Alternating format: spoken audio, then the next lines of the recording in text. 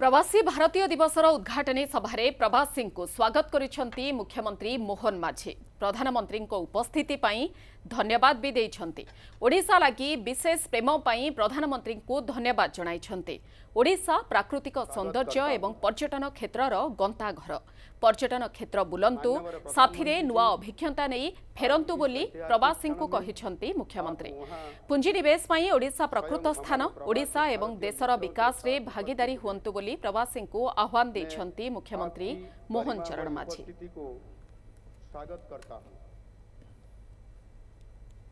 प्रवासी भारतीय सम्मिलन रे सारा विश्व रे ओडिशा कथा सारा विश्व रे पहुंची सारी। मुख्यमंत्री चाहूतिले ओडिशा को सारा विश्व आगे शोकेस करिया को।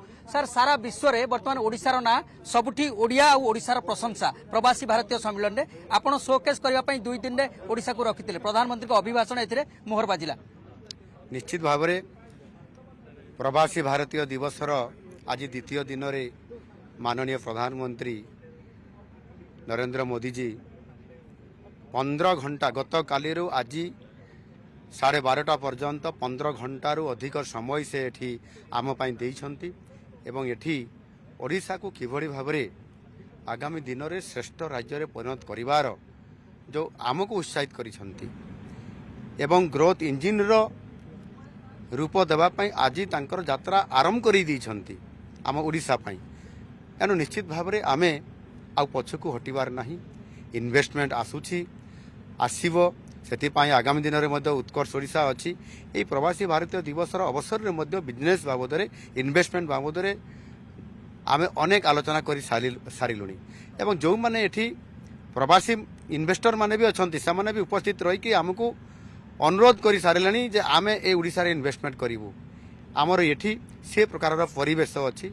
एठी आमर जो प्राकृतिक संपद अछि जल अछि जमी अछि एठी बंदर अछि एवं एठी तार समस्त प्रकार भित्तिभूमि आज आमे पूरा आमे रेडी टू स्टार्ट ये प्रकार स्थिति रे जो आमे आज पहुंचीचु आ ताकू आधार करके आमे निश्चित भाव रे भारत वर्ष रे ओडिशा को बहुत आगु को नेबु एवं इन्वेस्टमेंट आमर बहुत एठी आसीबार अछि। आमे एथिरे अर्थनैतिक दृष्टिकोण ओडिशा एवं ओडिशा एक स्वावलंबनशील राज्य होई परिबो सेतिपाई आमे स्वतंत्र भाव में फोकस करिवु और सेतिपाई बहुत उत्साह पाइछु बहुत प्रेरणा पाइछु। सर 2036 जो विकसित ओडिशा कथा आपण लक्ष्य रखिछन्ती विकसित ओडिशा पे गोटे मार्ग प्रदर्शन करिवो प्रधानमंत्री अपील सारा विश्व को जे ओडिशा को आसंतु ओडिशार पर्यटन कथा कहले खंडगिरी कथा कहले धौली कथा कहले कोणार्क कथा भी कहले धौली कथा भी कहले एवं संपूर्ण भाव में से जेभଳି भाव में एठिकार ऐतिह्य को एवं ओडिशार इतिहास को जेभଳି भाव में उपस्थापन करिसेंती निश्चित भाव में फोकस करिसेंती ओडिशा को भारत वर्ष श्रेष्ठ राज्य रे परिणत करबा पई इन्वेस्टमेंट एवं आपंकर ऐतिह्य सहित संस्कृति सहित आपंकर टूरिज्म सेक्टर को जो प्राधान्य देइछंती आगामी दिन में ओडिशा निश्चित भाव में आग को जीवा पई भारत वर्ष रे श्रेष्ठता प्रतिपादन करिया पई हमकु जो उत्साहित करिसेंती आमे निश्चित भाव में नेकी चलिबु। आपण सुनुतिले मुख्यमंत्री मोहन चरण माझी तांकर प्रतिक्रिया रखुतिले आमे आम सहित कथा होतिले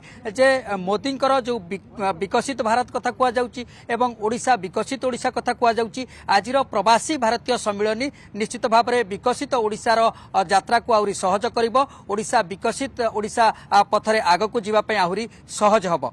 भुवनेश्वर कैमरा पर्सन रविंद्र प्रशांत स्वाई न्यूज 7।